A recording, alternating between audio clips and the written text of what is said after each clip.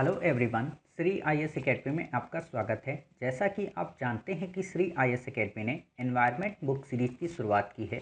इस book series का मकसद होगा कि आपकी प्रीलिम 2021, प्रीलिम 2022 के एनवायरनमेंट से संबंधित ट्रेडिशनल पार्ट को पूरी तरह से कवर कराना। इसमें हम कई सारे टॉपिक्स को कवर करेंगे। लगभग हम सभी टॉपिक को पूरी तरह से कंप्लीट कर लेंगे और ये हमारा पार्ट 1 है। तो चलिए शुरू करते हैं। जैसा कि आप देख रहे हैं, ये हमारा Shri IAS environment book series का सिलेबस है। तो सबसे पहले हम क्या करेंगे कि एनवायरनमेंट पढ़ने से पहले अपने हम सिलेबस को देखेंगे आज। साथ ही सिलेबस के बाद हम देखेंगे कि वास्तव में एनवायरनमेंट का संबंध यूपीएससी के प्रीलिम में कैसा है, किस प्रकार से प्रश्न पूछे जाते हैं, और फिर आज हम पार्ट 1 को भी कंप्लीट करेंगे। क्लियर?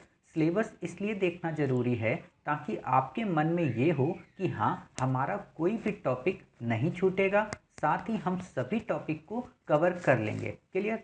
तो सबसे पहले सिलेबस देखते हैं। तो सिलेबस है, पहला हमारा पर्यावरण कंप्लीट करेंगे। पर्यावरण के घटक कौन होते हैं इसे देखेंगे। सरोजैवी क्षेत्र, जलवायु मौसम, आवास निकेत, जैवमंडल बायोम, विकास क्रम, जैविक समुदाय, जाति संरचना, कीस्टोन प्रजाति, संक्रमिका, कोर प्रभाव। क्लियर?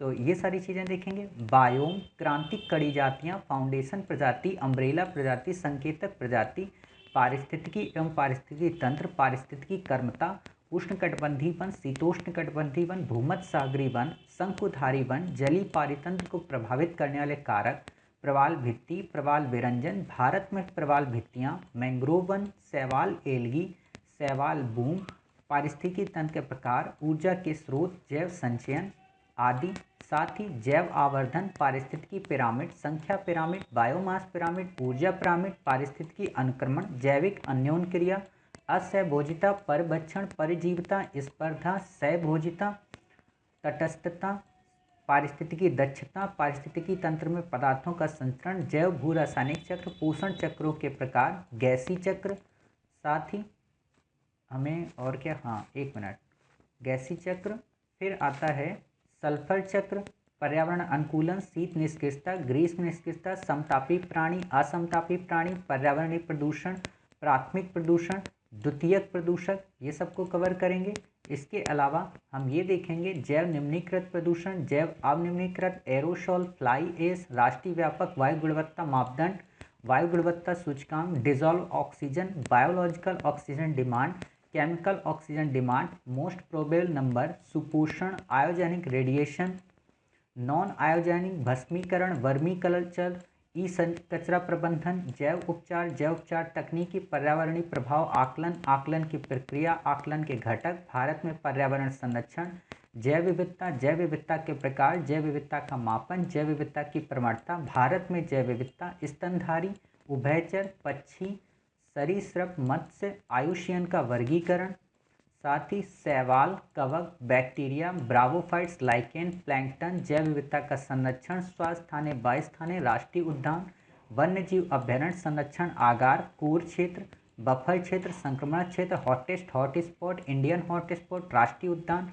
वन्यजीव अभ्यारण्य, जैव मंडल, आगार, होप स्पॉट, विश्व धरोहर स्थल, gene pool centre, cryo preservation, NTC यानी कि नेशनल टाइगर कंजर्वेशन अथॉरिटी, जैव विविधता से संबंधित कानून, सीबीडी, कार्टेजना प्रोटोकॉल, नगोया प्रोटोकॉल, आईची लक्ष्य, जलवायु परिवर्तन की धारणा, हरित गृह गैसें, काला कार्बन, भूरा carbon, IPCC, carbon capturing, green carbon, blue carbon, carbon credit, carbon trading, carbon tax, biochar, Bharat एवं जलवायु परिवर्तन, हरित भवन, रियो 1992, क्योटो प्रोटोकॉल, कानकून समझौता, डरबन समझौता, Doha, green environment facilities, Paris समझौता, मार्कस कॉप, भारत में नवीकरणीय ऊर्जा, हरित वित्त, पर्यावरण लेखांकन, हरित अर्थव्यवस्था, carbon footprint, carbon space, Earth Hour, ozone क्षरण, अंतर्राष्ट्रीय प्रयास ओजोन के लिए, अम्लीकरण, अम्ल वर्षा, जिम्मेदार गैसें, सतत विकास। क्लियर?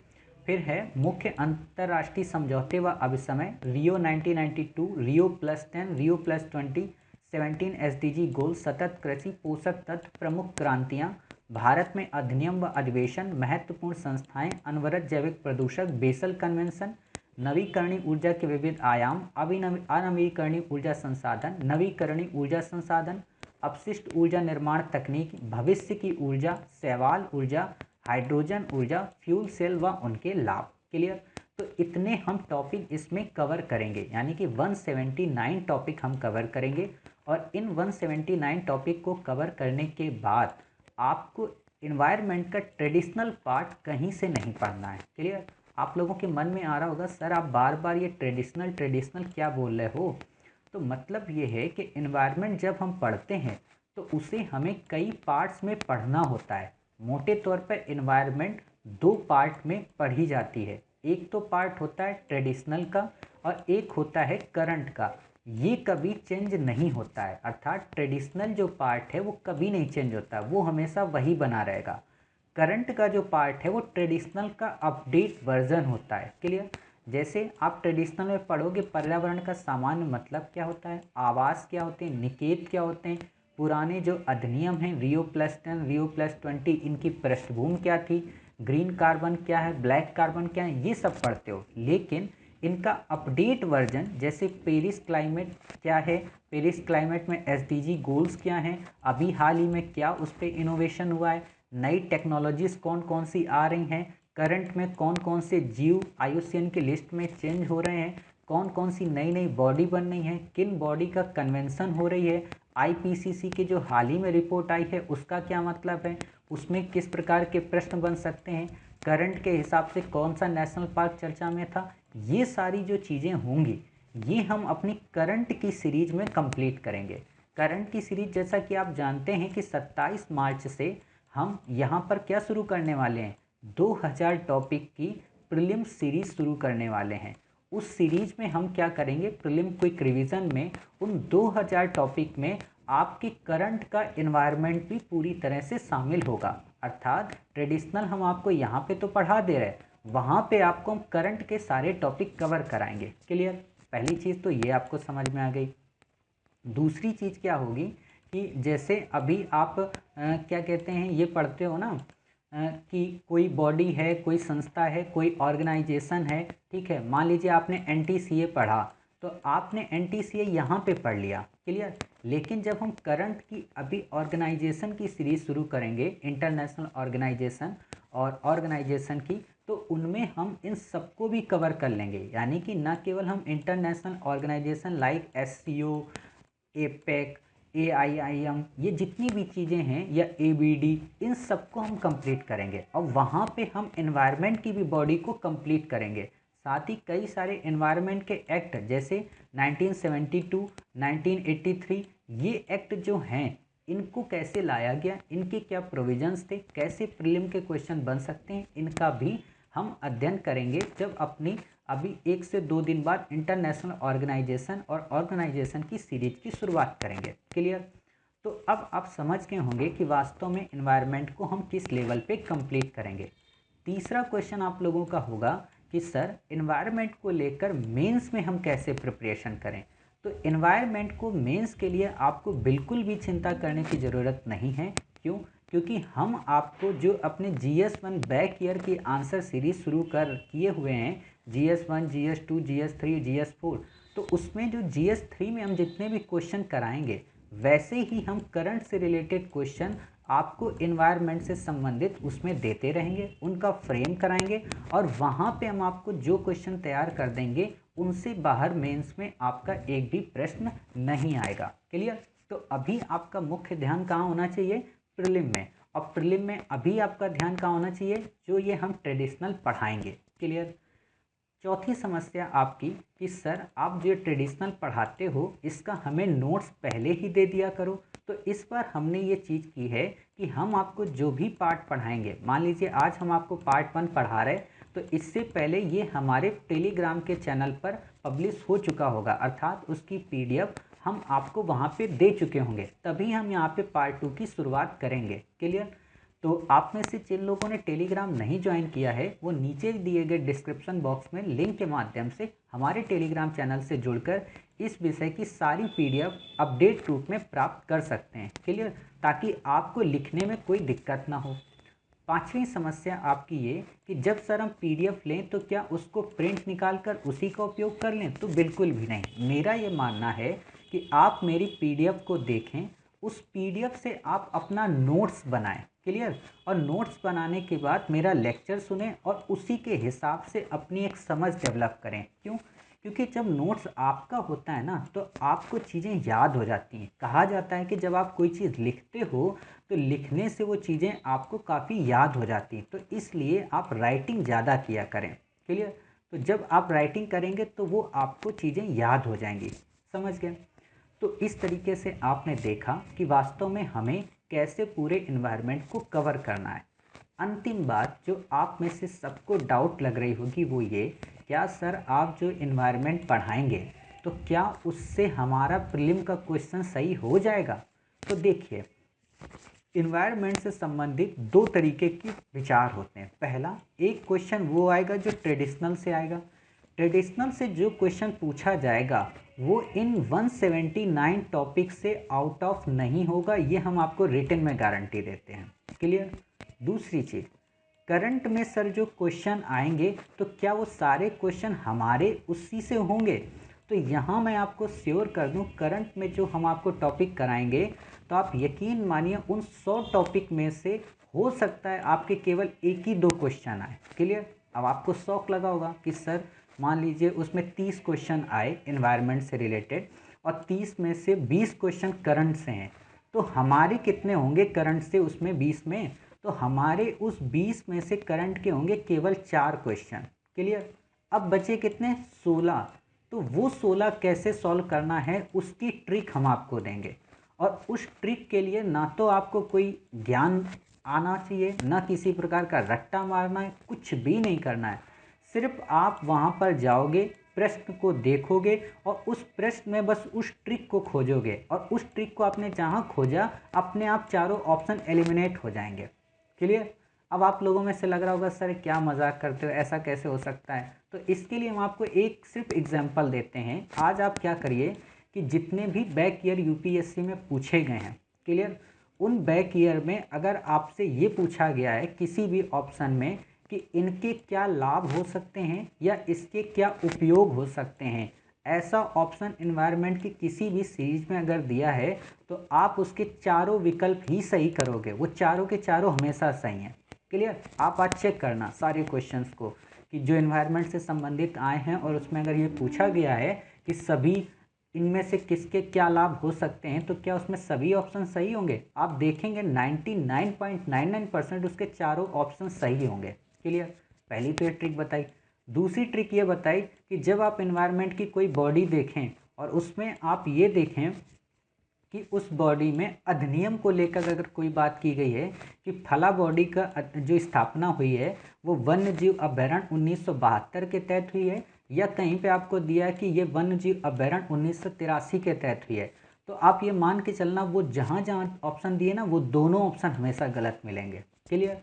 अब आप सोचो क्या करना है इतनी नॉलेज का जब इसी ट्रिक से ये ऑप्शन सही हो जाएंगे। क्लियर? तो वो हम आपको बताएंगे 20 जून को, ये हमने आपसे प्रॉमिस किया है। क्लियर? तो आप बिल्कुल भी चिंतित मत हो। अब आपका इन्वायरमेंट का 100 के 100 क्वेश्चन आपके सही हो जाएंगे, अर्थात 30 क्वेश्चन आपके आएंगे। उस 30 में से हमारी गारंटी है कि आपके 27 क्वेश्चन सही ही होंगे। अगर ना हो तो आप 27 जून की शाम को हमसे बात कर लेना। क्लियर? 3 क्वेश्चन क्यों नहीं सही होंगे? क्योंकि 3 क्वेश्चन यूपीएससी ऐसे पूछती है जो कोई नहीं सॉल्व कर सकता। कारण ये कि वो 3 क्वेश्चन इसलिए दिए जाते हैं ताकि आप वो 3 गलत ही करो, ताकि आपका 27 में से एक सही और चला जाए। क्लियर? तो ये फंसाने के क्वेश्चन होते हैं, उस पर भी हम कभी चर्चा करेंगे कि प्रीलिम में हमें कैसे क्वेश्चन करना चाहिए। समझ गए? चलिए, अब इतनी सारी बातें हो गई तो अब हम अपने टॉपिक की शुरुआत करते हैं। तो आज का हमारा टॉपिक है पहला, पर्यावरण। पर्यावरण का क्या मतलब है? हाँ, इससे पहले एक चीज़ और हम आपको बताएं कि जो ये हमारे 179 टॉपिक है ना, इनको हमने 6 पार्ट में डिवाइड किया है। 6 पार्ट का मतलब पर पहले 1 से लेके 17 टॉपिक तक जो होंगे वो हमारे इन्वायरमेंट से संबंधित होंगे बेसिक। क्लियर? कि पर्यावरण का क्या मतलब है, कुछ स्पीसीज कौन कौन सी हैं। क्लियर? दूसरा हमारा 18 से लेके 85 तक के जो टॉपिक होंगे वो इकोलॉजी और इकोसिस्टम का पार्ट होंगे। क्लियर, यानी कि पारिस्थितिकी एवं पारिस्थितिकी तंत्र का। तीसरा जो हमारा टॉपिक होगा वो 86 से लेके 125 टॉपिक तक के जो होंगे वो बायोडाइवर्सिटी के अंतर्गत हम पढ़ेंगे। क्लियर, तो ये बातें आपको समझ में आ रही। चौथा जो हमारा टॉपिक होगा वो 126 से लेके 167 तक, उसे हम क्लाइमेट चेंज में पढ़ेंगे। क्लियर, अर्थात पढ़ेंगे सब इसी के अंदर, लेकिन मैंने आपको इनको सब टॉपिक कर दिया, बड़े टॉपिक में बांट दिया। क्लियर, फिर है हमारा 168 से लेके 171 तक, इन सभी टॉपिक को हम पढ़ेंगे एक्ट और बॉडीज़ के रूप में। क्लियर, फिर है हमारा अंतिम 172 से लेके 179 तक, इसको किस में पढ़ेंगे, एनर्जी को लेकर। क्लियर, अर्थात मोटे तौर पर अगर हम कहें तो हमारे जो 6 टॉपिक हैं वो हैं एनवायरनमेंट का basic, ecology and ecosystem, biodiversity, clear, climate change और एक्ट एंड बॉडीज, और अंत में एनर्जी। क्लियर, तो इस 6 पार्ट में हम ऐसे इसको पढ़ेंगे। समझ गए। चलिए अब देखते हैं वास्तव में एनवायरनमेंट का मतलब क्या है और एनवायरनमेंट होता क्या है। देखिए आप में से कुछ लोगों को लग रहा होगा सर क्या कोई बुक पढ़ें, तो आपको कुछ भी नहीं पढ़ने की ज़रूरत है, इतना बेसिक से हम आपको पढ़ाएंगे, आपको एनसीईआरटी भी पढ़ने की ज़रूरत नहीं है। क्लियर, आपको सिर्फ यही नोट्स पढ़ना है, इसी को बार बार रिवाइज करना है। क्लियर, तो प्रश्न आता है पर्यावरण का आखिरकार मतलब क्या होता है। कई बार आपको काफ़ी बेसिक से समझाया जाता है कि पर्यावरण का मतलब होता है वो आवरण जिसके आसपास हम सभी लोग मिलकर रहते हैं। क्लियर, ये सामान्य परिभाषाएं कही जाती हैं कि वातावरण का वो आवरण जिसमें सभी लोग एक साथ रहते हैं, लेकिन वास्तव में इसकी परिभाषा क्या है। पर्यावरण का सामान्य सा मतलब ये होता है कि वो जैविक और अजैविक घटक, ध्यान देना, वो जैविक और अजैविक घटक व उनके आसपास का जो वातावरण है उसके टोटलाइजेशन को हम कहते हैं कि वो पर्यावरण है। समझ गए। अर्थात अगर आपसे हम एक लाइन में ये कहें कि पर्यावरण का सामान्य मतलब क्या है, तो आप कहोगे कि सर पर्यावरण का मतलब होता है जैविक और अजैविक घटकों का सम्मिश्रण। क्लियर, अर्थात वो एनवायरनमेंट, वो मिश्रण जिसमें जैविक के साथ साथ अजैविक घटक निवास करते हों, उसे हम कह सकते हैं कि वो पर्यावरण है। क्लियर, अब आपसे प्रीलिम में क्वेश्चन ये पूछा जा सकता है कि जैविक घटक के अंतर्गत क्या शामिल होता है और अजैविक घटक के अंतर्गत क्या शामिल होता है। तो जैविक घटक नाम से ही समझ में आ रहा है कि जीव जंतुओं से संबंधित होगा। अजैविक घटक का मतलब होता है जिसमें जीवन नहीं होगा। क्लियर, ये याद रखना। देखो ये बेसिक वर्ड अगर पता हो जाए ना कि जैविक का मतलब क्या है, जिसमें जीवन होता है, अजैविक का मतलब ये है कि जिसमें जीवन नहीं होता है। क्लियर, तो जैविक होते कौन से हैं, तो आप देखोगे कि जैविक के अंतर्गत हम किसको शामिल करते हैं, वनस्पति को, अर्थात आपको पता है कि वनस्पति में भी जान होती है, जंतुओं को और जो सूक्ष्म जीव हैं उनको। क्लियर, जंतुओं में हम जैसे लोग भी शामिल हो जाते हैं। वनस्पति में जितनी पादप प्रजातियां हैं, देखिए पादप जो ये वर्ड मैं बोल रहा हूँ ना, पादप का मतलब होता है पौधे या वनस्पतियाँ। एनवायरनमेंट की भाषा में आप हमेशा पादप ही सुनोगे। क्लियर, और हमेशा जो जंतु होंगे उनके बारे में जीव सुनोगे। क्लियर, तो जीव, फ्लोरा एंड फौना आप हमेशा सुनते हो ना, तो वही चीज़ है। तो हमने ये देखा कि जैविक पर्यावरण के अंतर्गत कितने घटक होते हैं, 3।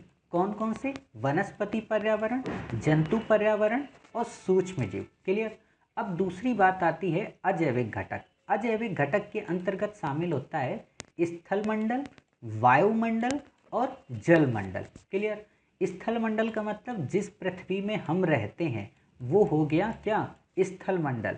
जलमंडल क्या हो गया, जो समुद्र का एरिया है वो सब हो गया जलमंडल।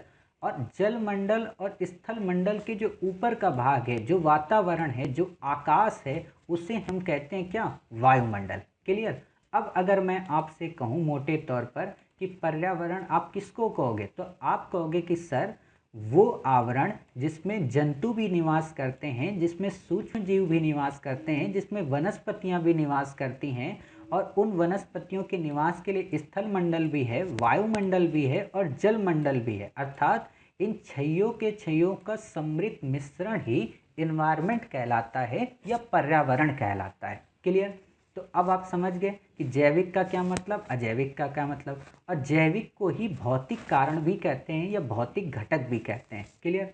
आपसे प्रीलिम में एमसीक्यू पूछा जा सकता है कि जैविक घटक के अंतर्गत क्या शामिल है, क्या इसमें बताइए जीव जंतु शामिल हैं, तो आप कहोगे बिल्कुल नहीं शामिल है। इसमें शामिल क्या है, स्थल मंडल, वायुमंडल और जल मंडल। क्लियर। चलिए अब दूसरी बात आती है इसमें क्या, वो ये कि जैविक घटक के बाद जब हम ये देखते हैं कि जो भौतिक और अजैविक तथा जैविक पर्यावरण है, एक साथ अगर हम इनको मिला दें तो ये बायोम की रचना करते हैं। क्लियर।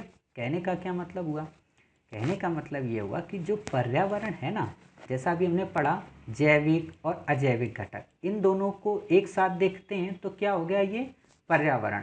अब इन्हीं को एक साथ मिक्स कर दो। मिक्स का मतलब क्या, कि जैसे स्थल मंडल में ही जीव रहने लगें। क्लियर। जल मंडल में जीव रहने लगें, वायुमंडल में जीव रहने लगें, तो जहाँ पे ये सब मिलकर रहते हैं ना, उस पूरे मिलने वाले भाग को हम क्या कहते हैं, बायोम।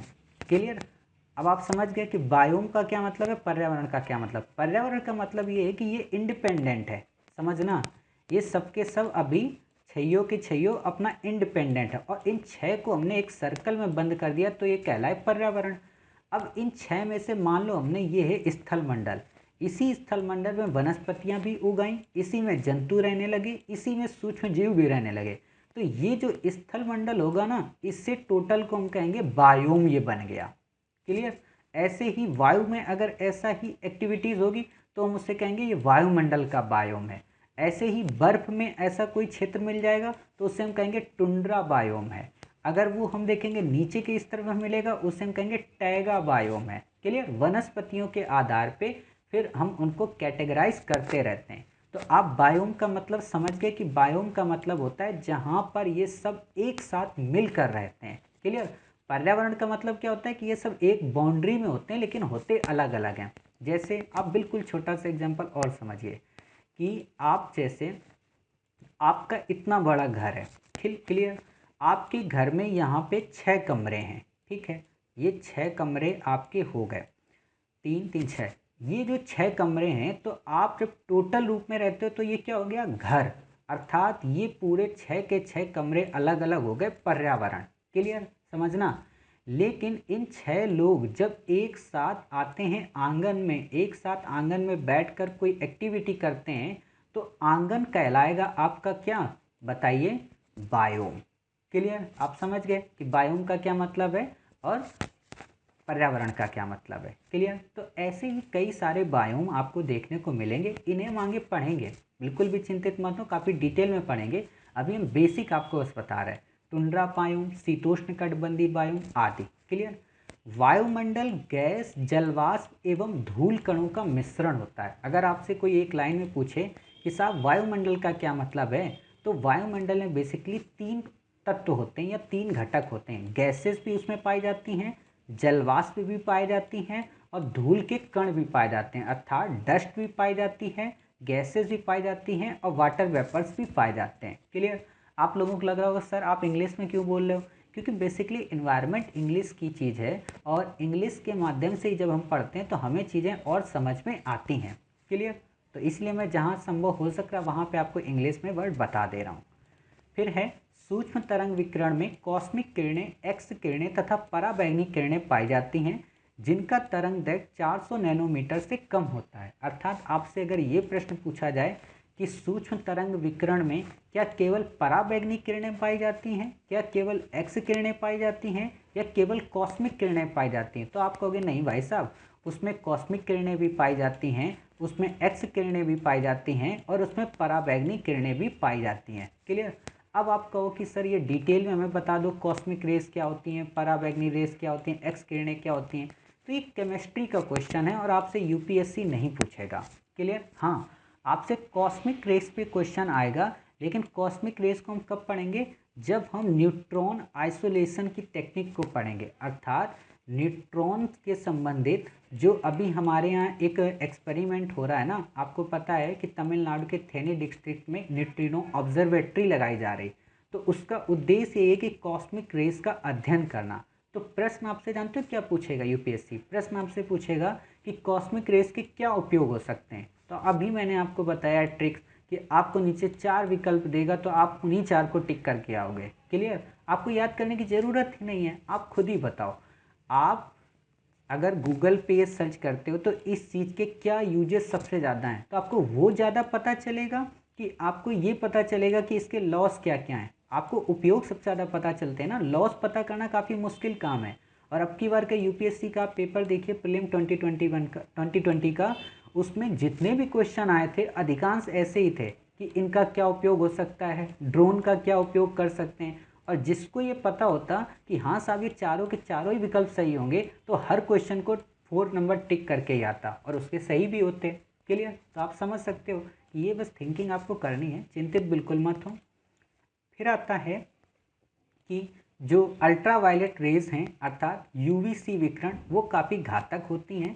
साथ ही UV B, ultraviolet B, वो भी जीवों के लिए अत्यधिक हानिकारक होती हैं। अर्थात अल्ट्रा वायलेट जो ए है वो कम घातक होती है। बस आपको इतना याद रखना है कि अल्ट्रा वायलेट सी जो होती है वो काफ़ी घातक होती है, अल्ट्रा वायलेट बी है वो अत्यधिक हानिकारक जीवों के लिए होती है। इसीलिए आप हमेशा फेयर एंड लवली जब क्रीम परचेज करती होंगी तो उसमें लिखा होगा कि अल्ट्रा वायलेट बी और अल्ट्रा वायलेट सी से प्रोटेक्शन। क्यों? क्योंकि उनको पता है कि इससे चेहरे पे नुकसान होता है। क्लियर? फिर आता है सरोजाबी क्षेत्र क्या होता है, काफ़ी इंपॉर्टेंट है। सरोजाबी क्षेत्र समझने से पहले हम आपको एक डायग्राम दिखाते हैं, मतलब अपने हाथ से बनाते हैं। जैसे मान लीजिए ये है आपका क्या कहते हैं, डायग्राम। क्लियर? ये आपका समुद्र है। क्लियर? और ये समुद्र का आपका किनारा है। क्लियर? तो होता क्या है कि ये जो एरिया है ना, ये यहाँ से यहाँ तक का, इस एरिया को कहते हैं वेलांचल। क्लियर? और इसके आगे का जो ये पूरा एरिया है, इस खुले एरिया को, इसको कहते हैं सरोजाबी। क्लियर? तो आप समझ गए। तो प्रश्न है, वेलांचल के आगे का जो खुला जल क्षेत्र है वो सरोजाबी क्षेत्र कहलाता है, जहाँ पादप प्लवक प्रचुरता में वृद्धि करते हैं। पादप प्लवक का क्या मतलब?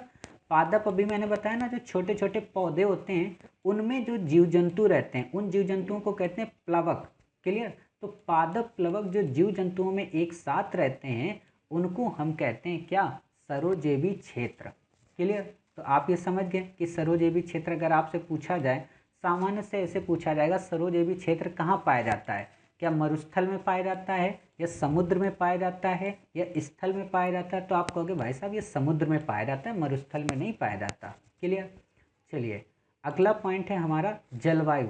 कई बार आपने नाम सुना होगा जलवायु परिवर्तन हो रहा, जलवायु परिवर्तन हो रहा। कई बार आप सुनते होते हो कि मौसम का पूर्वानुमान। तो आखिरकार जलवायु का क्या मतलब है और मौसम का क्या मतलब है? कई बार स्टूडेंट समझते हैं मौसम और जलवायु एक ही चीज़ है। कहते हैं ना कि मौसम की तरह तुम बिल्कुल बदल गए, जलवायु की तरह कोई क्यों नहीं कहता? क्यों? क्योंकि मौसम जल्दी बदलता है और जलवायु को बदलने में वक्त लगता है। आपने कई सारे गाने हिंदी फिल्म के सुने होंगे कि मौसम की तरह तुम बिल्कुल बदल गए। समझ गए? तो सोचा करो कि वास्तव में वो इन्वायरमेंट पढ़ के उसने गाना बनाया है। क्लियर? तो देखते हैं, आज आप समझ जाओगे कि ऐसा वो क्यों बोलते हैं। होता क्या है, जलवायु का मतलब ये होता है कि एक नियत स्थान तथा समय पर वायुमंडल के क्षणिक लक्षण जैसे तापमान, दाब, आर्द्रता, वर्षा, सौर प्रकाश, बादल तथा वायु को क्या कहते हैं सम्मिलित रूप से? मौसम। यहाँ वर्ड ध्यान देना, मैंने क्या वर्ड बोला? क्षणिक लक्षण। अर्थात एक निश्चित समय पर एक निश्चित समय में वायुमंडल में जो परिवर्तन होता है तुरंत, यानी कि क्षणिक रूप से कुछ समय में, उसे हम कहते हैं मौसम। और उसे कौन प्रभावित करता है? तापमान करता है, दाब करती है, आर्द्रता करती है, वर्षा, सौर प्रकाश, बादल तथा वायु। क्लियर? अब आपको यही चीज़ें अगर काफ़ी लंबी अवधि में हो, लंबी अवधि का मतलब लगभग 10 से 20 वर्ष या 30 से 40 वर्ष, तो उस टोटल कैलकुलेशन को हम कहते हैं कि वो जलवायु परिवर्तन है। समझ गए? अर्थात मौसम का ही दीर्घ समयावधि में परिवर्तन होना वो कहलाता है जलवायु। और दीर्घ का मतलब ये है कि 30 वर्ष, 40 वर्ष, 50 वर्ष, इन सारी चीज़ों में। समझ गए? चलिए अब फिर है प्रश्न आपसे कि तापमान तथा वर्षा वे प्रमुख कारक हैं जो किसी क्षेत्र की जलवायु का निर्धारण करते हैं। आपसे प्रश्न पूछा जा सकता है कि जलवायु का निर्धारण करने में मुख्य कौन से हैं, तो आप बता सकते हो तापमान होता है, वर्षा होता है। बाकी ये कई सारे एलिमेंट है, तापमान भी है, दाब भी है, आर्द्रता भी है, वर्षा भी है, सौर ऊर्जा है, बादल है, वायु है। अर्थात आपसे इंडिपेंडेंट रूप से प्रश्न पूछा जा सकता है कि तापमान को प्रभावित करने वाले कारक कौन से हैं, तो आप इनमें से बता सकते हो कि ये सारे के सारे कारक हैं। समझ गए? तो ऐसे आपका प्रीलिम में प्रश्न पूछा जाएगा। चलिए, फिर आता है आवास तथा निकेत। कई बार आपने वर्ड सुना होगा आवास और निकेत का क्या मतलब है, इसको हम काफ़ी अच्छे से समझेंगे। देखिए, वह स्थान जहाँ जीव निवास करते हैं आवास कहलाता है। ध्यान देना, वह स्थान जहाँ जीव निवास करते हैं आवास कहलाता है। निकेत के द्वारा हम किसी प्रजाति के पारिस्थितिकी तंत्र में स्थान का पता लगाते हैं। क्लियर? अर्थात इसका क्या मतलब हुआ? इसका मतलब ये हुआ कि एक प्रजाति को जीवित रहने के लिए जिन जैविक, भौतिक या रासायनिक कारकों की जरूरत होती है उन्हें सम्मिलित रूप से निकेत कहते हैं। क्लियर? अभी भी आप लोगों को समझ में नहीं आया होगा, चलिए समझाते हैं। जैसे अभी हमने आपको बताया ना कि मान लीजिए आप इतने बड़े फ्लैट में रहते हो, ठीक है। हालांकि दिल्ली में तो आपका सिंगल रूम का फ्लैट होगा, फिर भी चलो हम आपके सिंगल रूम से एग्जांपल दे देते हैं। मान लीजिए दिल्ली में आप रहते हो और आपका ये सिंगल रूम का फ्लैट है। क्लियर? ये आपका कमरा हो गया, ठीक है, ये आपका वॉशरूम हो गया, ये आपका किचन हो गया। क्लियर?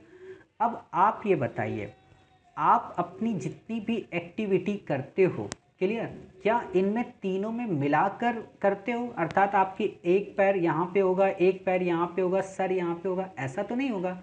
आपका 90% वर्क जो होता है वो कहाँ होता है? आपके कमरे में। क्लियर? और जबकि आपका फ्लैट तो काफ़ी बड़ा है, तो आपका जो टोटल फ्लैट हुआ उसे कहा जाएगा क्या? आवास। क्लियर? जिस कमरे में आप अपनी एक्टिविटी संपादित करते हो वो कहलाएगा निकेत। क्लियर? समझ गए? आप अपने घर से समझो कि आपके घर में 6 मान लीजिए कमरे बने हुए हैं। क्लियर? तो 6 कमरे जो ये टोटल रूप से कहलाए वो क्या? आवास। आप कहते हो ना मेरे घर का पता ये है, मेरे घर का आवास ये है, आवास का पता ये है। क्लियर? तो वो क्या हो गया? 6 कमरे को तो आप एड्रेस नहीं देते हो, लेकिन आप अपने कमरे में पर्सनल जो काम करते हो, जो काम करती हो, या अपने आप वहाँ सोते हो, खाना खाते हो, पढ़ाई करते हो, तो वो आपका पर्सनल कमरा कहलाएगा निकेत। क्लियर? आप समझ गए बिल्कुल पूरी तरह से। दूसरे यहाँ पे कई वर्ड आए हैं, जैविक। तो जैविक का मतलब आप समझ गए, जहाँ पे जीव जंतु, सूक्ष्म जीव, वनस्पतियाँ रहती हैं वो कहलाती हैं। भौतिक का मतलब हो गया स्थल मंडल, जल मंडल और वायुमंडल। क्लियर? अब अगर आपसे प्रश्न ये पूछते कि आवास का क्या मतलब है और निकेत का क्या मतलब है, तो आप इसका उत्तर दे सकते हैं। यूपीएससी ने प्रीलिम में कई बार ऐसे प्रश्न पूछे हैं। क्लियर? अर्थात आप कह सकते हो कि एक आवास में कई निकेत हो सकते हैं। अभी आपने देखा ना कि इतना बड़ा आपका घर है, वहाँ पे 6 कमरे हैं। क्लियर? तो इस 6 कमरे का मतलब क्या है कि एक आवास में कितने निकेत हो गए? 6 निकेत। क्या एक निकेत में कई आवास हो सकते हैं? नहीं हो सकते। ये रीजनिंग का प्रश्न है। आपसे प्रश्न यहाँ उल्टा घुमा सकता है कि एक निकेत में कई आवास हो सकते हैं, तो आप कहोगे नहीं भाई साहब, एक निकेत में कई आवास नहीं हो सकते, एक आवास में कई निकेत हो सकते हैं। क्लियर?